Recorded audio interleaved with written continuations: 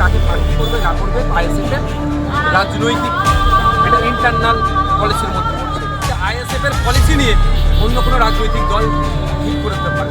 আমরা কোনো দলের লেজুর ভিত্তি হয়ে চলতে পারি না। প্রায় 43-এর অধিক বিধায়ক আছে, কিন্তু এরা একবারের জন্য কথা বলে না। দলিতের উপরে অত্যাচার হলেই সেই খামচিহ্ন থেকে জিতেছে, ভাঙড়ের বিধায়ককে কথা বলতে হচ্ছে। আদিবাসীর উপরে অত্যাচার হলে সেই ভাঙড়ের বিধায়ককেই মুখ খুলতে হচ্ছে। মুসলমানের উপরে অত্যাচার হলেও সেই ভাঙড়ের বিধায়কই মুখ খুলছে। তাই এই ভাঙড়ের বিধায়ক কেন মুখ খুলছে? ভাঙড়ের বিধায়ককে হারাতে হবে। নওশাদকে হারানো এদের টার্গেট নয়, অত্যাচারী বঞ্চিত মানুষের কণ্ঠকে হারানো এদের মূল লক্ষ্য। তাই আপনারা যদি চান আগামী দিনে এই অন্যায় অনাচারের যদি বন্ধ করতে হবে চিরতরের জন্য, তাহলে শুধু ভাঙড়ে নয়, সারা রাজ্যের মানুষকে আইএসএফ এবং বামপন্থীদের পাশে দাঁড়াতে হবে। আমাদেরকে ব্যাপক ভোটে জয়যুক্ত করে শাসন কার্যের ভার হাতে তুলে দিতে হবে। সাথে সাথে যদি চান যে অন্যায় অনাচার হচ্ছে এটাকে বন্ধ করতে হবে এবং আমাদের ডেভেলপ করতে হবে, তাহলে খামচিহ্ন যেখানে যেখানে প্রার্থী দিচ্ছে আপনারা আপনাদের মূল্যবান ভোট সে জায়গায় দেবেন। এবং খামচিহ্ন বামেদের সাথে যে অ্যালায়েন্স করছে, গুটি কয়েকটা সিটে এখনো পর্যন্ত বামেরা ডিসাইড করে উঠতে পারছে না। আমরা অপেক্ষা করছি, যদি সম্পূর্ণভাবে সুষ্ঠুভাবে সম্পন্ন হয়ে যায় অবশ্যই আমরা তাদের জন্য ঝাঁপিয়ে পড়ব। আশপাশ যেখানে আছে তাদেরকে পূর্ণ সহযোগিতা করে আমাদের এবং বামপন্থী সহ যে সমস্ত ধর্মনিরপেক্ষ শক্তিগুলো আছে তাদের হাতে রাজ্য পরিচালনার দায়িত্ব তুলে দেব। একদিকে যেমন গুন্ডাগার্দি, মস্তানি, হিংসা বন্ধ হবে, অপরদিকে ছেলে মেয়েদের হাতে চাকরির ব্যবস্থা হবে।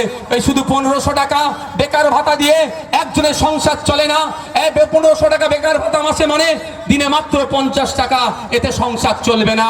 আপনাদের বলবো, আপনারা 1500 টাকা চাইবেন না ন্যূনতম 25-15 থেকে 22,000 টাকার মাইনের চাকরি করবেন, আপনারাই ডিসাইড করুন।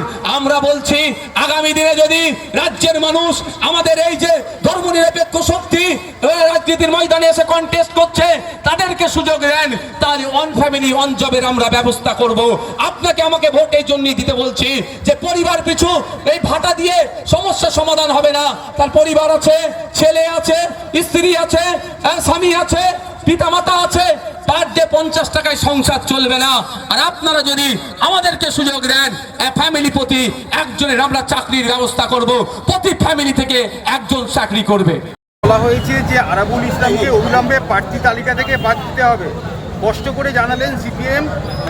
এছাড়াও ভোটের স্বার্থে ধৈর্য ধরতে বলছেন এবং আপনাদের দুটো সিট, সেই দুটো সিটেও বামফ্রন্ট প্রার্থী দিয়ে দিয়েছে, কি বলবেন?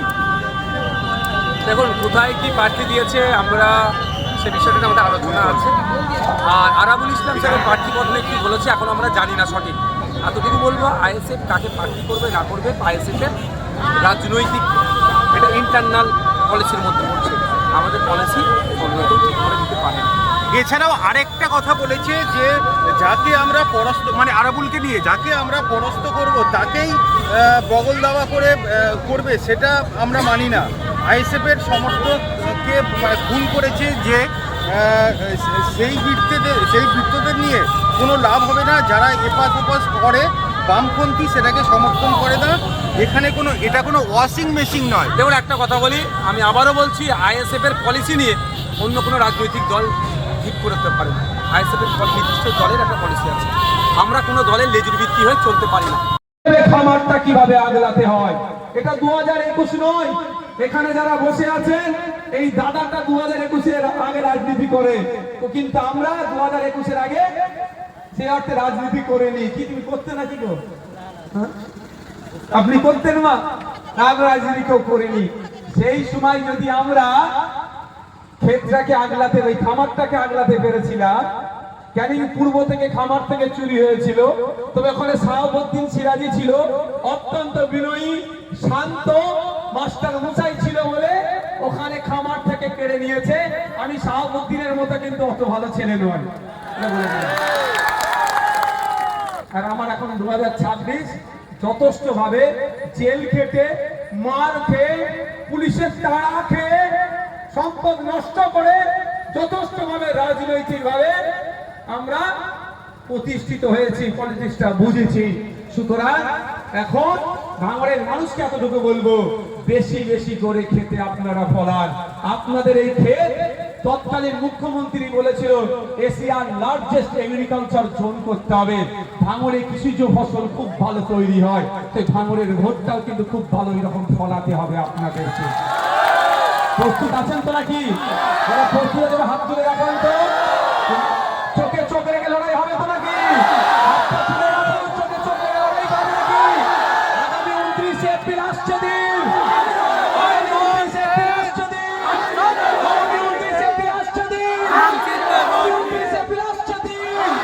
মমতাকে বলে দিন, মমতাকে বলে দিন, তৃণমূলকে বলে দিন না দিল্লি গিয়ে ভোট নিন। মমতাকে বলে দিন, মমতাকে বলে দিন, তৃণমূলকে বলে দিন, লটারি সেমিনারকে বলে দিন। এখন আবার চোরকে চোর বলে রাগ হয়ে যাচ্ছে, 250 লোক কিনে রাস্তায় গড়াগড়ি করছে। আমার মনে হয় রাগটা কেন হয়েছে বলুন তো, ওকে সার্টিফিকেটটা কম দেওয়া হয়েছে বলে। বুঝতে পেরেছেন? ও ওর থেকে বড় সার্টিফিকেট ধারী আর তাকে আপনি ছোট করে দিয়েছেন, ওই জন্য রাগ হয়েছে। আমি